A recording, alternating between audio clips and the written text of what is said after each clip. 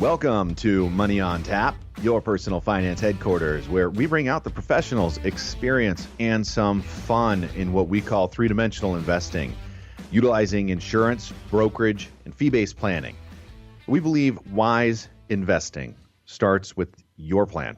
Now, your investments may have merit, relevance to a time and place, but this all really depends on you, your objectives, and your goals. My name is Seth Crossman, and I'm here with Ben Brayshaw and John Ryder, and we're all planners and partners with Brayshaw Financial Group. Good morning, guys. Good morning, Seth. Good morning, everybody. We're glad to have you listening to Money on Tap, especially if you're a first-time listener. Welcome. We're glad you're here. And if you're looking to sit down with an advisor and start making some of the right steps towards your financial goals, we welcome the opportunity to do that with you. And you can reach us at 855-226-8551 or email us at info@yourmoneyontap.com. You can also find us at Facebook at 3D Investing. And if you like to tweet, you can follow us at Twitter at BFG_LLC. Seth, are you a tweeter? Do you tweet much? I do. Yeah. I tweet every day. You don't know that about me, do you? You know, I like to say I don't have time for tweeting. However, the President of the United States tweets multiple times a day, so maybe I shouldn't. Maybe we should be tweeting more. We should be so. tweeting more. Maybe Yeah. so. Yeah. He's liked several of our tweets, by the way. He has. Oh, wow. Did not know that. POTUS likes our stuff. Yeah, I don't think it was the real Donald Trump it was or the fake Donald whatever. Trump. Who knows what his actual handle is? Hey, speaking of handles, I heard this interesting thing the other day. This kid, he's about 15, 16 years old. About 4 or 5 years ago, he got the he created a Twitter handle called @Carnival Cruise Lines. And because when he was a kid, he went on these cruises, and he went on 4 or 5 with his family. He loved it so much to the fact that Carnival actually called him up and said, "Hey, listen, we will give you and your family a 14-day trip to Barcelona, covering your whole cruise, everything, some stops, excursions, all that, if you will give us your Twitter handle, because we want it." So it turns out, he said, you know what, I'll do it. And so now he has to come up with a new one. But because he got in on the ground floor opportunity, we're going to be talking about ground floor investments later on, because he got in on the ground floor of Twitter and getting a handle, he actually scored a very nice vacation for his family. I wonder if he's going to do @Princess Cruise Lines. Next. Hey, good idea. Hey, we're all going to our phones right now. Or at Disney Cruise Lines. Ben, get off your phone, Ben. Ben's trying to steal that handle right now. Yeah, Disney would be a good one. That would be a good. We could probably get a few bucks for that. It's kind of like the website sales. People bought up a bunch of websites and they sell them. You see them like, I get emails like, hey, you can get this website for XYZ. And I'm like, no, thanks. Yeah, no thanks. Yeah. Yeah, I worked with a couple of guys like that. A long time ago. But when was that? I want to say that was like 98. They were just buying up all these domain names left and right. And I was like, what is this thing? What are you doing? Apparently, I mean, they wound up selling a few of them for some bucks down the road. But. Yeah, now they're all on the beach in Bermuda, those guys. And we're here. Seriously. Which is good, though. But we're glad to be here. So last week, we were talking about some good tips for evaluating your investments. Things to consider for your portfolio. We talked about some of the things that you want to understand and your objectives, and in the investment world, the liquidity, your time frame. We even talked about the company that's issuing the investment and understanding who that is to make sure that the issuer is solid, has some history, has a track record. But today we're gonna go the other direction. Yeah, so today the dark side. We talked about things that you really want to evaluate, but today the title of our show is called Buyer Beware.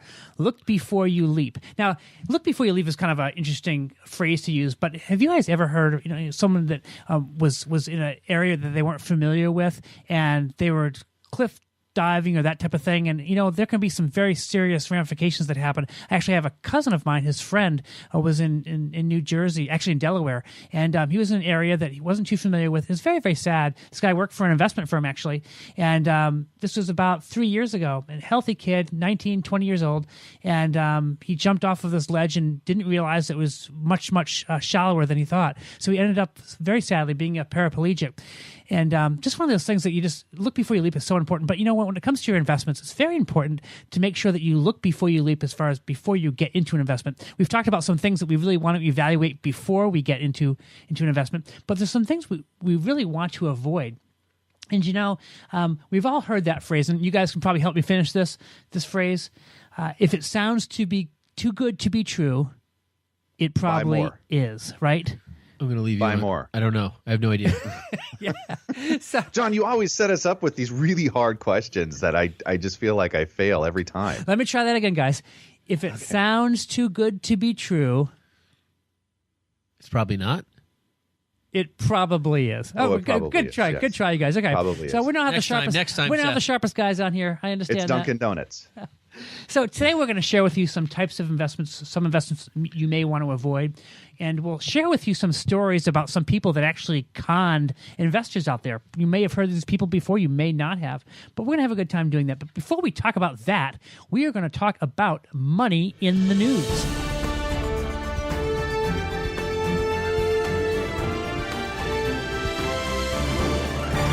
Yeah. So today, our first money in the news story is with the Boston Marathon right around the corner. Yes, and this is something that I think Ben's a runner. Ben's a runner, and I think Ben's going to look at this story and go, I need to go out and buy some of these. So Dunkin' Donuts is launching its first ever running shoe. Now, when I think of Dunkin' Donuts, Does it come with coffee and a donut? I don't think so. But here's the deal: they've teamed up with Saucony, and this Saucony's been around forever. Actually, longer than Dunkin' Donuts. It's been around Is that for like how you pronounce it over there? Is Saucony? Yeah. What do you say? Saucony. Oh, well, I stand corrected. Yeah. So, Well, no, I mean, you're probably correct since it's a Boston company. I didn't even know that. Yeah. I always thought it was like Japanese. So anyways, these guys, we've all heard that phrase around here in New England, America runs on Dunkin'. And I think of running and I think of Dunkin' Donuts. I do not think that the two should be related, or maybe they are. They are now. They are now. Yeah. So the running company, Saucony, or Saucony, however you prefer, is actually making 2,000 running shoes. And gosh, we're looking at a picture here of these shoes, and I don't know. I don't think I'm going to be lining up to buy one of these. You got to be, I think, It looks like it has person. sprinkles on it. It does have sprinkles on it. Yeah, I'd buy And they that got and donuts just put in it the on background. The shelf and pull it. Donuts in the background. This is a real story. I can't believe this. Yeah. Yeah. And I thought what was interesting is what was it? How many? There's what is it? They're only going to make 2,000 of them. No, they make 2,000. But how many Dunkin' Donuts are along the? Okay, so yeah. 18. Yeah. So there's 18 Dunkin' Donuts along the route of the Boston Marathon. Yeah, little known If you're fact. wearing these shoes and you run in, do you get a free cup of coffee on the way through? I don't know. I would think there should be some kind of a incentive there. But so the colorful shoe features a strawberry frosted donut on the shoe's heel, surrounded by orange, magenta, and brown sprinkles, a nod to Dunkin's signature color palette. The shoe's tongue features Dunkin's logo, and the center heel displays the brand's tagline, America runs on Dunkin'. I don't know, Ben. Are you going to use this for your half marathon coming up? No, I think you're going to go out and buy a pair of these? Yeah, no, I'm thinking these would look better on you, John. I think it maybe would be more appropriate for me, too. 'Cause Yes. I do love Dunkin' Donuts. Although I do try to avoid it. But anyway. So, hey, Well, you guys, are you guys traveling this summer? Are you doing any traveling coming up? I'm doing some traveling coming up. I'm looking forward to some traveling. But I haven't gotten. We're it looking yet. forward to your We traveling just- too. I'm sure you John, are. we are dying for you to get on the road. I'm going to be leaving the office We just in got July. through Easter. I'm leaving the office in July, but I'm not doing what this guy is doing. So I don't know if you guys have heard the news about our favorite local prince. Well, he's not a local prince, I guess, but he's from Saudi Arabia. The Saudi Arabian Crown Prince Mohammed bin Salman and his entourage are taking over the entire hotel out in the LA of the Four Seasons Resort. And they're at the Four Seasons Los Angeles.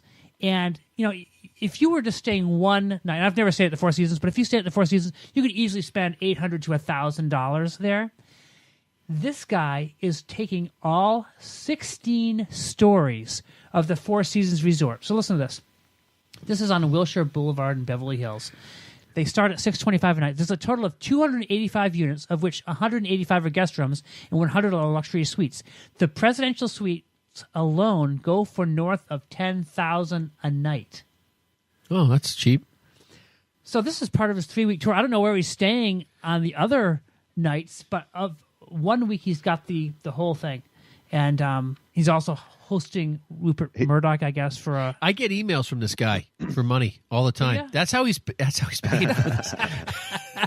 Well, I'm glad you sent him some money. That's good. Hey, we're going to talk about that later on about investment scams to avoid. But anyway, sorry, but I thought so it was him. excited about I this. think it's him. So at least now he's back in the U.S. But if you want to stay at the Four Seasons this week, you're out of luck because there's no vacancy because the Saudi prince has snapped up all the rooms.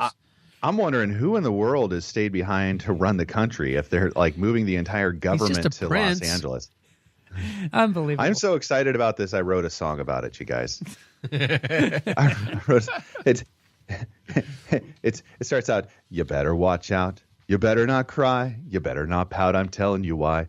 Saudi prince is coming to town. Have you ever heard that? Seth, I don't know, but I think there might be a future I think for it's you. a hit. Throw a guitar in that guy's hand. Yeah.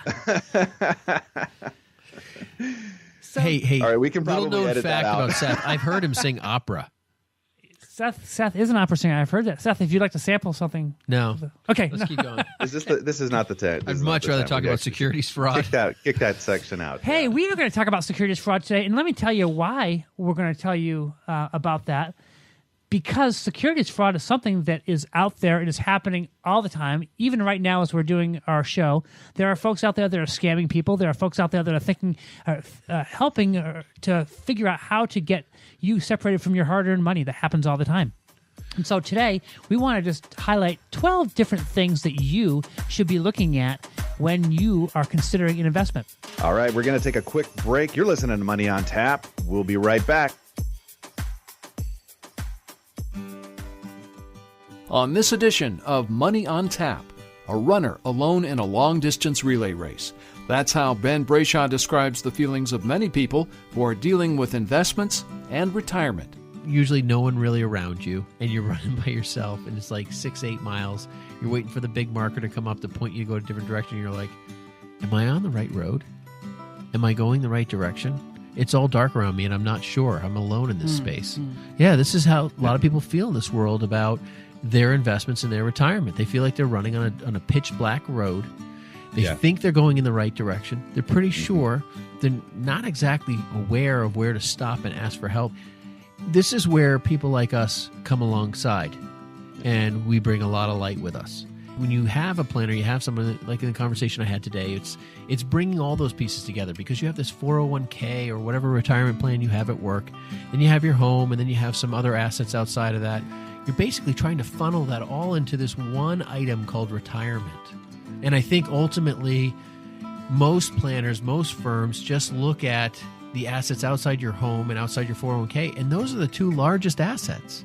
Sure. So how can you really do planning when all you're looking at is just a small picture of what's really going on? And we have to have a holistic viewpoint, and we need to really break in to getting you to have a successful retirement event, whether it's at 35, whether it's at 45, 55, or 65, whatever that time period is. That's where you have to have your trajectory set and ready to go and get the help. Stay that course. Yeah. Thanks for joining us for this Cliff Notes edition of Money on Tap, with great tips from the pros in three-dimensional investing, utilizing insurance, brokerage, and fee-based planning. Now here's more Money on Tap with Seth, Ben, and John.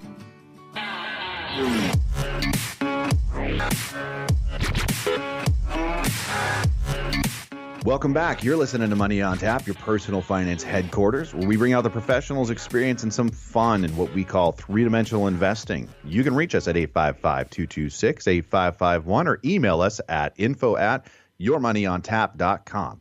Today, we are talking about buyer beware. Look before you leap. We're going to highlight 12 forms of fraud out there or scams out there for you, our listener, to be aware of. And I think one of the things that's really interesting as we go through, and we're going to be talking about these 12, is that I can guarantee that every single person has had some contact or knows somebody that has had some contact with one of these types of scams out there. Or has some experience with it, whether it's some of the things we're going to get into here soon down the road. But I think it'll be interesting for people to send in their experiences that they've had or different forms of these scams that they've seen, because this can be just a great wealth of knowledge to prepare you guys to help not only yourselves to beware, but also the friends and your family that you're in contact with and care about regularly. The first one we're going to talk about, Seth, is penny stocks. Now, I think everyone has heard here of penny stocks. I remember years ago when I was at a company that did a lot more stock type of transactions than I currently do. I remember people calling up all the time and asking, hey, how about this stock? It's only a penny. And so there's a lot of different questions that people had about it. I kind of look at penny stocks, guys, as kind of like, it's like a lottery ticket, right? I mean, the chance that you actually find a penny stock that takes off and does very well, very, very remote. It's kind of like the same chance of winning the lottery, right? If you were, I don't play the lottery, but if you were to play it, the chance of you winning that very, very, very low. Same thing when it comes to penny stocks. And why is that? Well, the penny stocks, there's been a long history of fraud when it comes to penny stocks, but the allure is there because you think, I only pay a penny for it. I buy 10,000 shares, whatever it may be, and it attracts new investors every single day because there's a dream there. There's a dream that, hey, I might be owning the next Microsoft, or maybe the story that they pitched me was so good I could be buying the next Yahoo or eBay or whatever other company out there that has done extremely well. Yeah, all it has to go up is a penny, and I've doubled my investment. How That's all hard it can needs to that happen. be? Sure, Well, I I think- buy, 10,000 shares at 10 cent stock. 100,000 shares of a penny stock, or $1,000 basically will buy 100 shares of a stock, or buy 10,000 shares of a 10 cent stock, or 100,000 shares of a penny stock. So it just has the feeling of I've got a lot, and I've got some kind of a value now. Yeah, the big problem, Ben, you were going to talk about this. There's not much information about these things, right? Well, yeah. I mean, there's not much information, but I think there's also a misnomer that penny stocks are all just pennies. Right. Penny stocks are actually even classified as stocks that aren't listed on a real exchange. Like on a it's like, what is it? The pink slips? I can't try to remember. Yeah, which you should kind of make you think, right? Make you pause if it's not even listed on any kind of exchange. Because there are stocks. It's like, I remember when Sirius XM, when it dropped all the way down to like 10 or 12 or 8 cents or something like that. Officially it trades in the pennies, but it was listed on a major exchange. So it wasn't officially considered a penny stock. You could still trade it. And we don't trade officially listed, I should say unlisted penny stocks anyways as a company, because it's just way too risky for our investors. And what we're as a firm doing, and even with a broker-dealer side, but there's a lot of risk in a company that doesn't have the amount of data and information, like the following of the people who are tracking no the public company. reporting, all that stuff. Analysts do a lot of work. They look at the financials. I mean, they do a lot of things before they either recommend or don't recommend, because their name's on the line, and they want to be the analyst that everyone trusts, that everyone follows. That's where they make their money. So. One of the other issues with the penny stocks is that the liquidity of them is really low a lot of the times. And what that means is if you don't have much volume, there's not a lot of people out trading on this stock. When you go to sell, you could have a real issue because you may not have a buyer. And, that's one of the things that's really critical to make sure that, when it's time to sell, there's going to be somebody out there that's there to buy. Number 2, securities fraud in the prime banks. So prime bank fraud basically is designed to attract conspiracy theorists who believe that the Rockefellers, the Rothschild, the Saudi prince, Saudi royalty, yes. That's my guy. and other members, of these privileged classes have some secret access to highly lucrative investments that a mere consumer like you and I can normally never invest in. So triple-digit returns, promise of becoming a privileged investor with the access to the world's elite bank portfolios. This is known as the prime bank fraud. When you hear this stuff, I mean, it's like, you're like, oh, yeah, of course I wouldn't fall for that and so forth. And at the end of the day, it just sounds so good, and the temptation of it, it's like, oh, this might be a real opportunity. This might be the one I'm looking for. I mean, how many phone calls did we get about Bitcoin? It's like, or the stocks revolving around Bitcoin. And I've had clients who have, invested That's kind of in fallen off Saudi recently. prince Haven't you noticed things. that? Yeah. I wonder why, yeah. Yeah. When we've, in the Saudi Prince scenario where I've had elderly clients fall for that stuff with phone calls and faxes and all sorts of stuff. It's scary. And it's not to be confused. I mean, there are investments out there that you have to qualify at a certain income level or a certain asset level. So, and these are, investment levels that are created basically to limit the public access, because the general investor probably doesn't have any business being involved in this until they're savvy enough to understand what's going on with this kind of an investment. So don't get that confused here, because there is that other kind of investment available to higher earners, higher wage earners, and higher asset levels. But this is different. This is the Illuminati of the investment world. Yeah, fictitious type of investments out there where they're trying to paint a nice picture for sure. So the next kind of securities fraud we want to talk about is something that's really hard to understand, I think. Something that's really hard for people to get a handle on. And this is really more so about institutionalized investing. And, we do a lot of institutionalized investing, but that institutionalized investing can sometimes lead to some fraud. And I want you guys to lead to a lot of fraud. Yeah, well, I want you to think about some of these big companies that you've heard of before in the past. We've talked about them on the show. WorldCom, Enron, two big names there. This is where there is some kind of accounting scandals going on within the company, and most people think, well, hey, I'm investing in a legitimate investment here. It's a solid company. I work for the company. It's a great company. Why wouldn't I invest in it?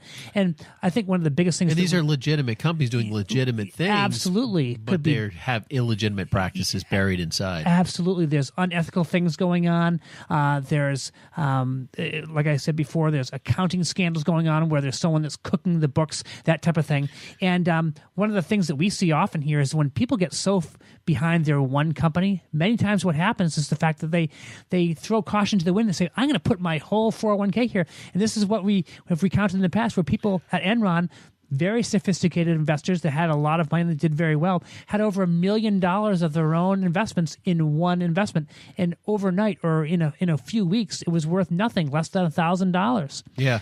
I think when you really break down this issue, this is where diversification comes into play, because when you're in the stock market, I mean, no matter what investment you own, whether it's a mutual fund, a stock, a bond, UIT, or whatever, an ETF or a variable annuity, or if you have something that's correlated to the market, diversification inside any one of those, or inside using even a group of those items, or whatever that story is, that's where you potentially protect the gamble item of this stuff, because you're trying to take away the gamble and create a perceived reality of growth and strong investment strategies. But you have to be prepared that either, hey, I may own a company that's practicing this and I don't know it yet, or I may own a company that just may not perform the way it should perform, or I expect it to perform. And that's where diversification protects you from the overexposure. One thing to note, too, guys, is we've all heard of these companies out there, large brokerage companies that have analysts that work for the company, and they're all promoting their own product. And that can be a dangerous thing, too, because you can have analysts that work for a large investment firm that all they're doing is recommending their own securities and their own— or the securities that they maybe even have an interest in. Yeah. Yeah. So be careful of bias in there, too. Yeah, I was also going to mention the unethical mutual fund practices. We don't hear about some of these things as much as we used to. This was more like the late 90s, where basically insiders of large institutions had an unfair advantage by basically placing trades prior to a close of some large equities that were going to be pushing through and pushing prices in different directions. So that was basically just unethical practices in the industry that were recognized eventually, or people knew about them, but eventually they said, hey, nope, we're not going to do that anymore. We're not going to let you get by doing that kind of stuff anymore. Yeah, and just because you have an institution out there, Seth, that is large and reputable doesn't mean that there can't be securities fraud inside that, and that happens all the time. You always hear these things about, like, maybe a large company where they had to pay a huge fine of $100 million for misleading practice, but of course they didn't admit to any wrongdoing. They never would admit to that. But there's this happens more often than we'd like to say. So, affinity groups. This is something I don't typically think of in the securities fraud world, but it makes a lot of sense. And what an affinity group fraud is an example of mistaken trust. And investment fraudsters will exploit a victim's age, a religious group, ethnic, professional identities, to gain your confidence, knowing that human nature to trust people who are like you, basically. What does that mean? Basically, an affinity group kind of a fraud bypasses the natural distrust that we have for schemes, right, promoted by strangers. So somebody walks up to your door and says, hey, I've got this thing. You're probably going to say, hey, wait a second. Who are you? What are you doing? But if they already have, say, the trust of your pastor and have come alongside and say, now, if you buy this security here, it's going to benefit your organization, right? It's going to benefit your church. It's going to benefit your nonprofit. It's going to have some kind of a tie in there to lower your natural aversion to something that's been promoted by a stranger, because now you have this trusted confidence, and then you also have tied to that some kind of a benefit that's going back to something that you're passionate about or that you have tie-ins and trusts with. And an affinity group can even go to a group of an age group, a bit of ageism in there. For instance, like the seniors are really a group that are targeted heavily in this form of fraud. So it's kind of like, if you can get their trust in one way, then you'll use that influence that you have to do something wrong. And that happens all the time. Affinity groups, I think, is one of the largest ones out there. It's funny because fairly often we'll have like a 2020 on where we'll be watching a show. And have you guys ever seen that show, American Greed? Yeah, it's kind of interesting, but there's always many times with these guys, I shouldn't say always, but many times there's some kind of and sad to say, like a religious connection where this guy would come in, like you were saying, Seth, and he'd talk to the pastor, and then the pastor would say, yeah, this is a good investment, and recommend it to his parishioners, and then this things would unravel, and all of a sudden the debts aren't being paid, or the investment's not paying the interest anymore, and all of a sudden there's a huge issue. It always starts with trust. It does. I mean, people don't invest with us unless they have a perceived understanding of trust, or they've built trust with us, or we were referred to them by somebody who they trust and have had experience with us. So it doesn't really matter, how you make your investment decisions from a standpoint of like what you want to invest in and so forth. Everyone's using an avenue that they discern to be trusting or untrusting. And so to see that a lot of the people who are in the Ponzi scheme world focus on the perception of trust as being their number one item, that's going to be required. So, I look at this and I see this happening all the time. There's a guy named Barry Minkow, and you guys may have heard of him before, but at the age of 21, the article says here, boy wonder Barry Minkow was worth $110 million after the value of his carpet cleaning and restoration company, ZZZ Best, entered with a bang onto the stock market. Think big, be big, end of story, he gushed during his appearance on the Oprah Winfrey Show. However, his glowing public personality carried with it a criminal undertone, and one that would later come to define his dealings through the years. In actual fact, his restoration business, which came to account for 86% of the company, was non-existent and was rather an elaborate Ponzi scheme dreamed up by Minkow and a select few others. The con artist was eventually exposed by a dissatisfied client who took steps along with the Los Angeles Times to uncover $70,000 worth of credit card fraud and went on to reveal the full extent of his fraudulent dealings. So interestingly enough, after the collapse in 1987, this is a while back, the California-born failed businessman was sentenced to 25 years in prison for defrauding investors of $100 million, only to be released 7 years on and became a pastor and anti-fraud agent.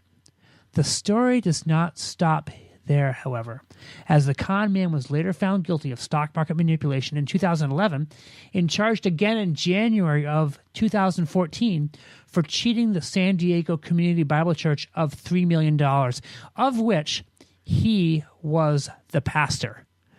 So these guys that can talk and they can talk and they can create a great sounding investment, but they are still capable, sadly, of ripping people off. And you just want to avoid those types of things going forward.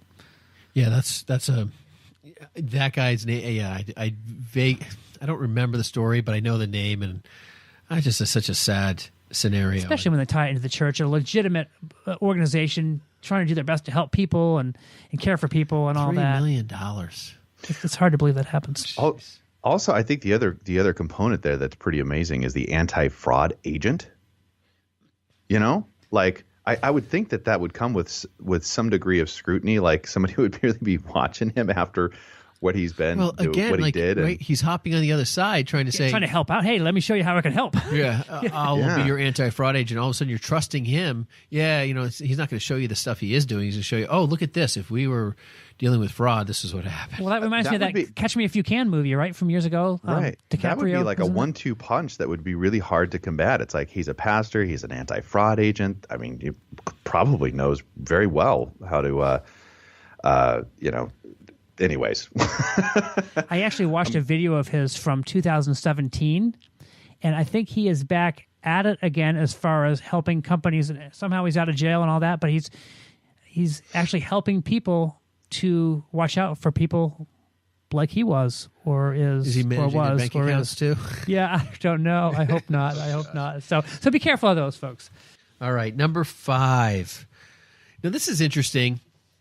This is promissory notes, and I think this is one of those things that can tie into a couple of things we've already talked about. But one of them is the idea that it's usually a debt obligation, essentially, where people are saying, "Listen, lend me this money. I'm going to build this, or I'm going to do that, or whatever, and I'm going to pay you this interest, and then eventually, when we sell off, you'll get your money back, and so forth." Now, I got to tell you, John, Seth. At least for me, I probably have, I would say on average once a year, I have a client come to me and say, hey, a buddy of mine is investing in this program. Mm-hmm. It's a real estate thing, or it's a... I was in the phone, I was in the car with you one time when you got one of those phone calls. Yeah, yep. I mean, at least once a year, I would say I get one of these things. It's kind of lucrative. It's kind of, there's only 100 investors. Yeah, but they need about $50,000 up front.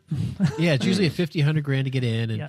And, and honestly, there's a little bit of that, ooh, I'm special kind of thing that people are attracted by. Mm-hmm. And then there's the greed that people are attracted by, potential big returns. Yeah. And they want to. People want to feel specifically important, and I don't blame them. That I'm not mocking that. I'm not trying to downsize that. What I'm trying to say is that they play on your senses of personal desire of feeling, special, that intentional, that you're unique, and this is And usually it's like, hey, listen, we're doing this, closing this thing down in 2 weeks, and I need to know now. Yes, it's enough to sound like you could do due diligence, but not really enough. It's kind of like opportunity missed, too. Like, you want to get in on the ground floor here, because if you get in here on the ground floor, you could be like the next Amazon or whatever it may be. And that happens all the time, because you think, wow, I do not want to miss out on an opportunity. So sometimes maybe skipping the due diligence there and not really finding out the true nuts and bolts behind this. And what's funny is this sounds like a big, this is a big deal that someone's creating this, that, and the other thing.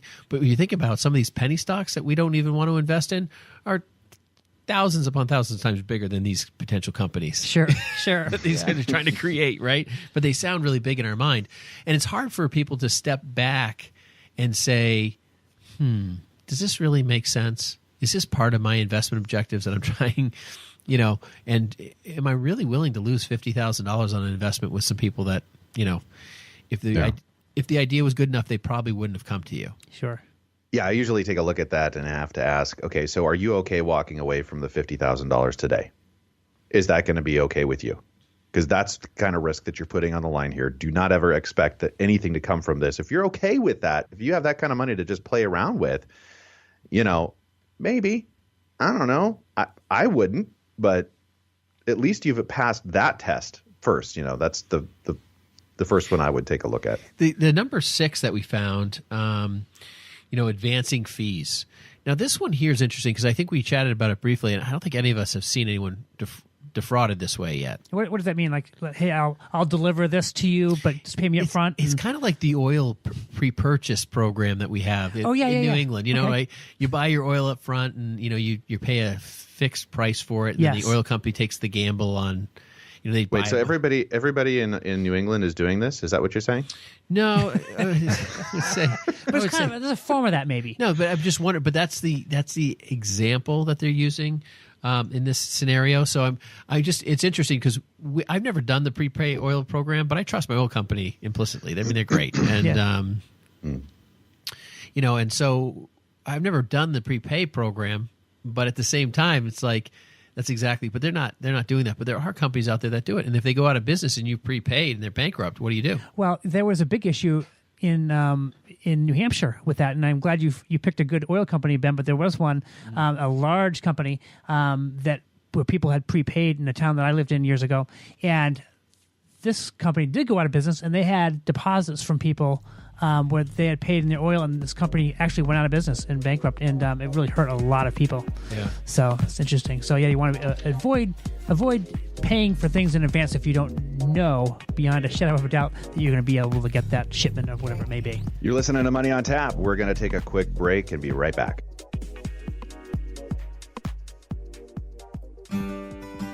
Hello, my name is John Ryder, a partner with Brayshaw Financial Group and one of the co-hosts of Money on Tap.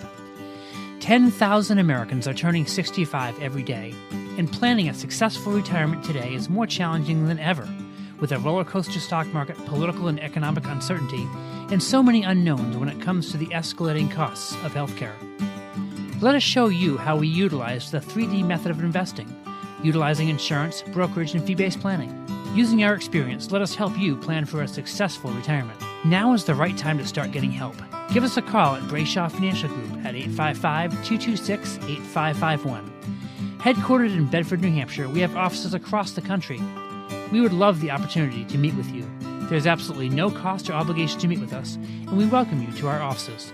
Call 855-226-8551 today. On this Cliff Notes edition of Money on Tap, Seth, Ben, and John show us there's plenty to celebrate with the tax reform plan, especially in the way of education and the 529 college savings account. Part of what we can do more, and actually just got written into the code now, how do we help parents with their kids and their planning and this path that they're on, especially in education, being a big part of what we've been needing more shoring up maybe in our culture, the education piece.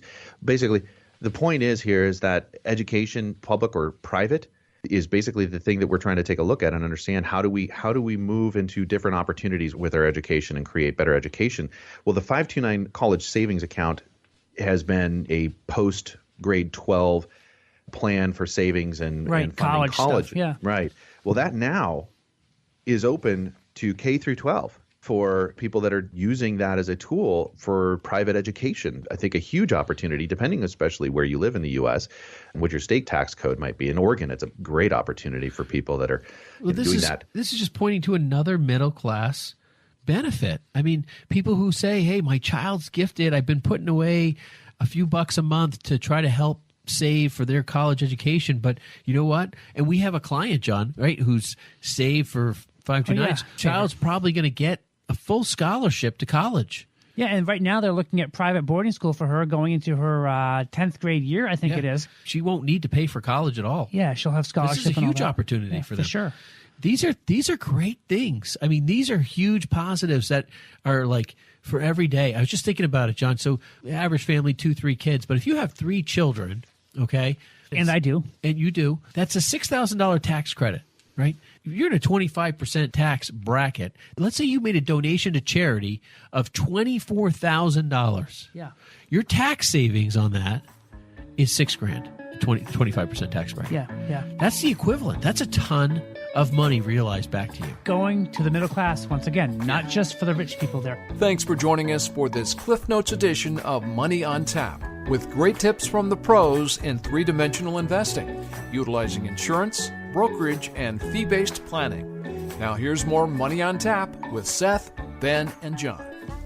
Welcome back. You're listening to Money on Tap. You can reach us at 855-226-8551 or email us at info@yourmoneyontap.com. You know what? We are talking about buyer beware. Look before you leap.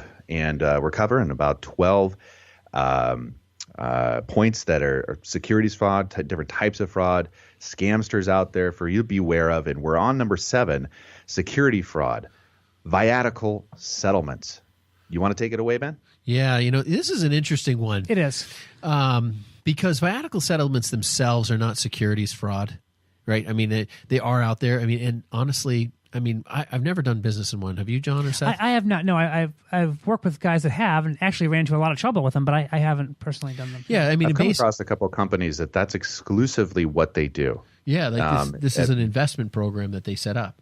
Yeah. Right. And they had, and they the challenge for them certainly is coming across, like, sourcing these and the testing the value of these, because these are not a, like, they set them up and they display them as a kind of some type of a guarantee to pay, right? But there's so many nuances that could go wrong with them that they're definitely much more higher risk than they're presented as. So let's just break it down. So what is a viatical settlement? I mean, that is simply if you have a life insurance policy, and John, let's say I had a $100,000 policy. Let's say you're terminally ill. Yeah, as sad as that sounds right now, John. Thank you, Seth. Ben, thank you. If you wanted to sell your life insurance policy, you could sell it to somebody and they'll give you a portion of what the death benefit is. Right. So if I had a $100,000 death benefit and someone wanted to buy it from me because they knew I was terminally ill, and maybe they'd give me $50,000 to help me pay for my medical bills now. Or $70,000 or $80,000, and they evaluate how ill you are and the likelihood, and they put an actuarial table to it. Now, the securities fraud doesn't exist there. The securities fraud exists inside the fact that when they're mishandled inside the requirements of a viatical settlement, and these things are mishandled very frequently. These things are they scam on the person who is significantly ill, trying to buy their $100,000 policy for $10,000 or $15,000, like something obnoxiously below what they want to do, and there has to be an equitable settlement. It could be fraudulent applications, people not really sick. I mean, all different types of things like that. Yeah, exactly. There's that side of it too. There's the fraud to the other side, to the people who are actually buying the viaticals, saying, "Hey, I'm really sick, and I want you to buy my $100,000 policy for $50,000, and you take off." Yes, that's another scenario too. So, number 8. Go ahead, Seth.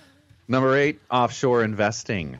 Love this one. Whenever your money leaves the country, the laws that protect it don't follow. Any investment from another country requires basically due diligence, right? Because domestic regulations and oversight that don't apply.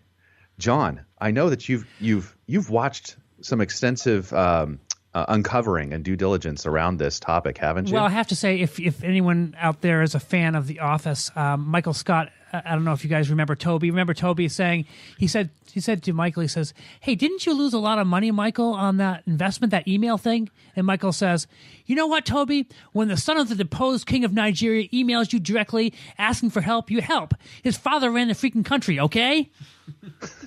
That's what I remember about Nigerian prince all these schemes. Princes are part of this show today. I know. Who knew? We should rename the show. Yeah. Who's the Fresh Prince of Bel-Air? Is he joining us too? I don't know. So beware of Nigerian princes. We have clients with offshore money, and I think the complication to this is bringing it back in, and taxes and all the different pieces that play into that. I mean, but you're right, Seth. The regulations don't follow it. The care for your money, the protection that comes with the U.S. Management and requirements from the banking and the securities industry. I mean, they're wonderful in a lot of ways. It protects a lot of people. I mean, we could probably all sit down and bash the SEC and FINRA for all sorts of rules we don't like because we're operating in good faith. But those rules are there for a reason, and they protect a lot of people. Yeah. So. Yeah. Mm-hmm. Number 9 is bogus business offerings. So be careful of these. Now, what do I mean when I say that? So there's different types of investments. Now, we actually are involved in different types of investments that sell oil and gas and that type of thing. But you know what? There are some types of investments out there that are promising a return on an investment, and there may not even be a company out there doing that. It could be a total fake shell Yeah, corporation. you see these that things type in of the thing. movie where it's like, here's their business address. You go there, and it's like the whole building's empty. Yeah, yeah. You know? Where there's supposed to be a bunch of signs created for advertising, but the signs were never used. They're all sitting in a warehouse somewhere. Or maybe, Yeah. how about a franchise offering? Hey, this franchise offering, if you pay us $52,000, you too could be part of this franchise. It's really big out in this section of the country and blah, blah, blah, blah, blah. But the fact is, it's a totally fake, illegitimate investment. So be careful of those. Yeah.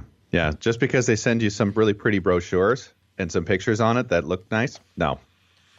Number 10. Number 10. Precious metals. Now, this is interesting, and this is something we... I like metals, Ben. I know. Well, this is something where I've actually had clients not quite get what they've wanted and never made a problem of it from people that they bought either gold, which was not the quality of gold they thought, or Yeah. coins weren't. But that's really it. I mean, people say, hey, listen, we're going to sell you X number of coins or, denominations of XYZ and so forth, and they're not quite the right weight, or I mean, you nick a little bit of gold off a coin and you do it for thousands of coins, it turns out to be a lot of gold. Or if it's, if the weight is just generally lower, or the quality, if it's not it's not 18 karat, it's 14 karat or 12, all those different things. If you think you're getting a deal in the precious market, in the precious money, precious metals area, that can be a real thing. If you think you're getting a great deal on something, odds are you probably aren't, and you're not getting what you think you're getting. The advice that I've given a lot of people over the years regarding, if people want to own gold, I think one of the things about, owning gold is that sometimes they want to just own the ETF and, or they want an investment side of gold or something like that. And I always tell them, you know what, there's an intrinsic value to gold. So if you want to buy gold and that's really a place you want to play, usually sometimes even just owning it yourself is really the value you're going to have, because getting gold at the right time and so forth, it's a hard commodity play. Abusive sales practices. So basically never buy an investment over the phone from a cold caller. That's super, super high pressure sales tactics from, any broker.